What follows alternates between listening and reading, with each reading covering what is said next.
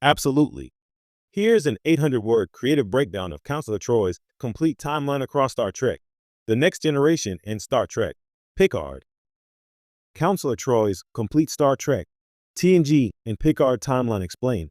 From empathic guidance on the bridge of the Enterprise D to mentoring a new generation of Starfleet officers, Counselor Deanna Troi has always been more than just a ship's counselor. She's a psychological anchor in a galaxy that constantly tests the limits of morality, diplomacy, and human emotion.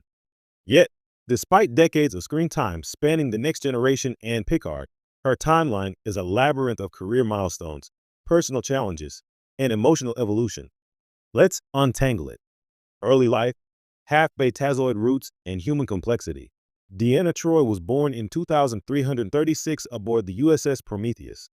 Her mother, Waxana Troi, was the flamboyant and outspoken betazoid ambassador, and her father, the human Starfleet officer and psychologist ambassador Ian Andrew Troi, offered a more grounded influence.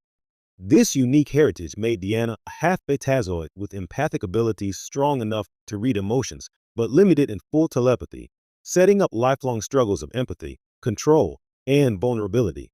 Her early years were split between Earth and Betaz, giving her exposure to both human pragmatism and betazoid emotional transparency.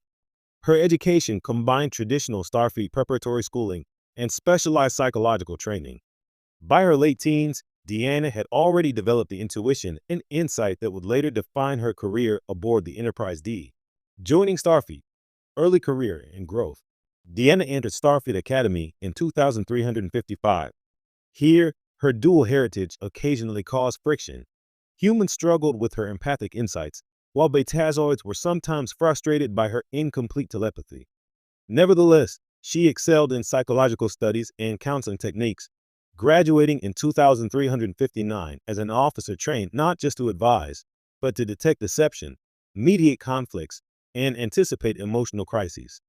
Her first assignment was on the USS Enterprise D, under the command of Captain Jean-Luc Picard. Initially, Troy's role seemed limited, providing counsel during diplomatic missions and helping crew members cope with the emotional toll of deep space exploration.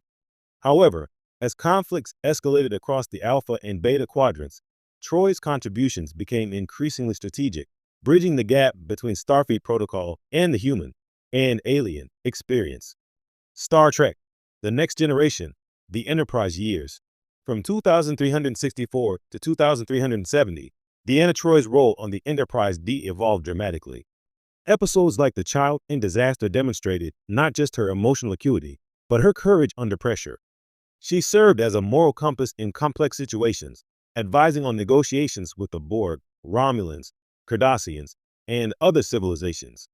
Significant events include 2364, Season 1.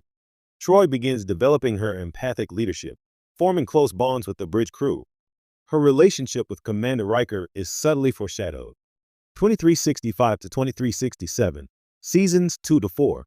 Troi's skills are tested in missions involving espionage, the mind's eye, telepathic interference, the lost, and personal trauma, night terrors. 2368, Season 5. Troi begins counseling during the aftermath of war tensions and political intrigue, solidifying her role as both an emotional guide and a tactical advisor. 2369 to 2370, Season 6 to 7. Deanna steps up during crises like Descent, showing not just empathy, but resolve. Her relationship with Riker becomes formalized, culminating in their engagement at the end of All Good Things. 2370, Post-Enterprise, Starfleet, Family, and Challenges. After the destruction of the Enterprise D in 2371, Troi transferred briefly to the USS Titan under Riker's command. By now, her expertise had expanded beyond counseling into diplomatic mediation. During the late 2370s and early 2380s, Troi and Riker married and had a daughter, Kester Troi Riker.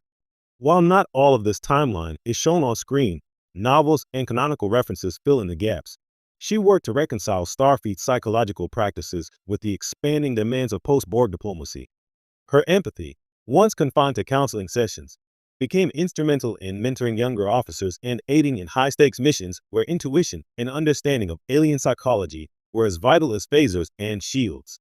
Star Trek. Picard, the later years. By the events of Star Trek, Picard 2399 plus. Troi has transitioned into a more advisory role. No longer stationed aboard a starship full-time, she becomes a consultant for Starfleet and civilian organizations, offering expertise on negotiation and emotional intelligence. Key highlights from her Picard timeline. 2399.